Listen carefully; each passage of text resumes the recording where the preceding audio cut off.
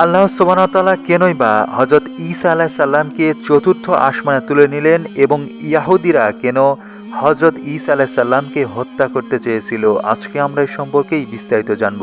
হযরত ঈসা আলাইহিস সালামের প্রতি অবতীর্ণ আসমানি কিতাবের নাম ইনজিল এবং হযরত মূসা আলাইহিস সালামের প্রতি অবতীর্ণ কিতাবের নাম তাওরাত। তাওরাত গ্রন্থে আল্লাহর আদেশ অনুসারে সাপ্তাহিক দিনগুলোর মধ্যে শনিবার দিনটিকে অত্যন্ত মোবারক দিনরূপে গণ্য করা হতো এবং ওই দিন দুনিয়ার যে কোনো কাজকর্ম হারাম করে তা শুধু আল্লাহর ইবাদতের জন্য নির্ধারণ করা হয়েছিল।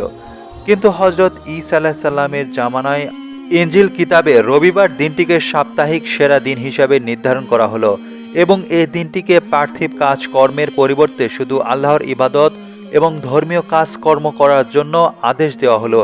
হযরত ঈসা আলাইহিস সালাম যখন বনি ইসরায়েলদের মধ্যে এই আদেশ বাণী প্রচার করতে শুরু করলেন, তখন বনি ইসরায়েলগণ প্রথমত নিজেদের মধ্যে এ নিয়ে আলোচনা শুরু করলেন যে বনি ইসরায়েল কওমে কত সংখ্যক নবী আবির্ভাব হয়েছিল, কিন্তু তারা সকলেই হযরত মূসা আলাইহিস সালামের গ্রন্থ তাওরাতের বিধান অনুসারে ধর্মীয় বিধিবিধান প্রচার করেছে। অথচ হযরত ঈসা আলাইহিস সালাম দেখা যাচ্ছে হযরত মূসা আলাইহিস সালামের বিপরীত রীতিনীতি চালু করতে চাইছেন। এভাবে তিনি আমাদের হযরত মূসা আলাইহিস সালামের ধর্মকে বিলুপ্ত করে ঈসা আলাইহিস সালামের ধর্মে প্রতিষ্ঠিত করবে। এ তার একান্ত ইচ্ছা, আমরা তাকে এই ইচ্ছা কিছুতেই সফল করতে দিব না। এ ধরনের মনোভাব গ্রহণের ফলে বনি ইসরায়েলগণ হযরত ঈসা আলাইহিস সালামের ঘোর শত্রু হয়ে পড়ল। তারা হযরত ঈসা আলাইহিস সালামের ধর্ম তো মানল না, বরং তাকে হত্যা করার জন্য ষড়যন্ত্রে মেতে উঠল। হযরত ঈসা আলাইহিস সালাম আরও বললেন, আমার পরে অতি শীঘ্রই আরও একজন নবী আসবেন যার নাম মুহাম্মদ। অবশ্য তিনি পৃথিবীতে মুহাম্মদ নামেই পরিচিত হবেন। তার উপরে যে কিতাব নাজিল হবে তা অভিহিত হবে কোরআন ও ফুরকান নামে। তার উম্মতদের মধ্যে অসংখ্য লোক ওই ধর্মে মুখস্থ করে রাখবে, অথচ তাওরাত ও ইনজিল কিতাব মুখস্থকারী একটি লোকও পাওয়া যাবে না। হযরত মুহাম্মদ সাল্লাল্লাহু আলাইহি ওয়াসাল্লামের পরিচিত দিনই পৃথিবীতে কিয়ামত পর্যন্ত জারি থাকবে। হযরত ঈসা আলাইহিস সালামের প্রচারণা বনি ইসরায়েলগণ তথা ইয়াহুদি সম্প্রদায়ের লোকেরা শুনে তাদের ক্ষোভ ও ক্রোধের মাত্রা আরও বেড়ে গেল। তারা মনে করল যে হযরত ঈসা আলাইহিস সালাম বিশেষভাবে হযরত মূসা আলাইহিস সালামের প্রচারিত দিনকে বিলোপ করার উদ্দেশ্যেই এ প্রচারণা চালাচ্ছেন। সুতরাং তারা অবিলম্বে হযরত ঈসা আলাইহিস সালামকে হত্যা করতে সংকল্প হলো। এরপর বাদশাহ ও তাদের সাথে একমত হলো। তখন হযরত ঈসা আলাইহিস সালামের অনুসারীগণ তার নিরাপত্তার জন্য সর্বদা তার সাথে থাকতে। তারা তাকে কোথাও একাকী যেতে দিত না। আল্লাহ সুবহানাহু ওয়া তাআলা সকলের চোখের আড়াল থেকে হযরত ঈসা আলাইহিস সালাম সম্পর্কে এক বিশেষ মীমাংসা করলেন।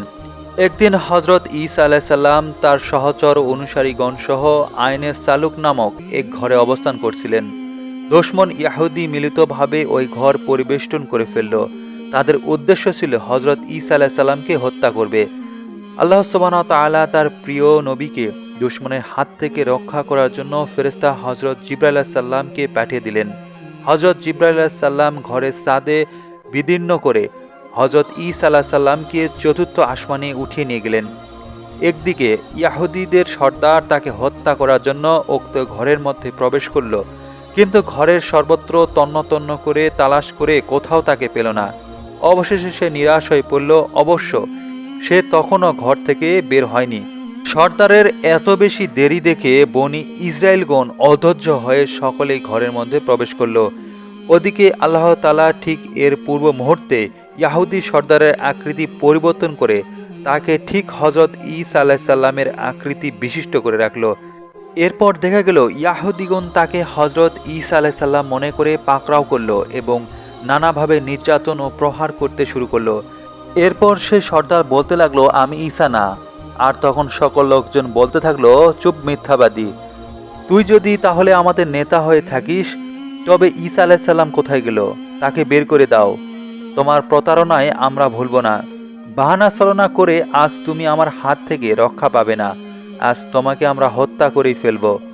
কিছু সময় এভাবে লোকটির উপর অকথ্য নির্যাতন চলল। তারপর তাকে শুলে হত্যা করা হলো। ইয়াহুদিরা মনে করল যে হযরত ঈসা আলাইহিস সালামকেই তারা শূলবিদ্ধ করে হত্যা করেছে। মূলত আল্লাহ সুবহানাহু ওয়া তাআলা যে তার প্রিয় নবীকে ফেরেশতা হযরত জিবরাইল আলাইহিস সালামের মাধ্যমে সশরীরে চতুর্থ আসমানে তুলে নিয়ে নিরাপদে রেখে দিলেন।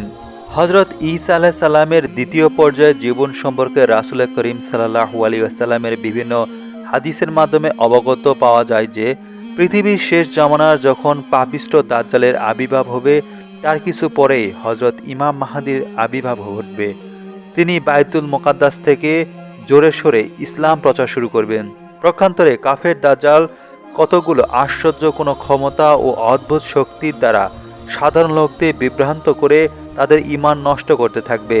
তার প্রচারণার জাল থেকে আত্মরক্ষা করা তখন অনেকের পক্ষেই কঠিন হয়ে পড়বে। মুসলমানদের সবচেয়ে সংকটের কথা হজরত ইমাম মাহদীর গোচরে আসলেই তিনি দাজ্জালের বিরুদ্ধে জিহাদ শুরু করবে। ওইদিকে দাজ্জাল ও তার পূর্ণ শক্তি নিয়ে প্রস্তুতি গ্রহণ করতে থাকবে। ঠিক এ মুহূর্তে আল্লাহ পাকের ইচ্ছা মোতাবেক হজরত ঈসা আলাইহিস সালাম চতুর্থ আসমান থেকে পৃথিবীতে নেমে আসবেন এবং হজরত ইমাম মাহদীর সাথে মিলিত হবেন। তারপর তারা উভয় মিলিত শক্তি নিয়ে দাজ্জালের বিরুদ্ধে যুদ্ধ অভিযানে নেমে পড়বেন। হজরত ঈসা আলাইহিস সালাম দুনিয়ার জীবনে প্রথম পর্যায়ে বিবাহ করেননি, বরং অবিবাহিত অবস্থায় তাকে আল্লাহ তাআলা পৃথিবী থেকে উঠিয়ে নিয়েছিলেন। কিন্তু জীবনের পরবর্তী পর্যায়ে তিনি যখন আবার হজরত ইমাম মাহদীর সাময়িককালে পৃথিবীতে আগমন করবেন, তখন তিনি রীতিমতো বিবাহ করে স্বাচ্ছন্দ্যে পরিবার নিয়ে বসবাস করবেন। ওই সময় তিনি 40 বছর পৃথিবীতে থেকে স্বাভাবিক মৃত্যুবরণ করবেন। ওই সময় হজরত ঈসা আলাইহিস সালাম যতদিন পৃথিবীতে অবস্থান করবেন ঠিক ততদিনই হজরত মুহাম্মদ সাল্লাল্লাহু আলাইহি ওয়াসাল্লামের দ্বীনের পথেই ইসলাম প্রচার করবেন।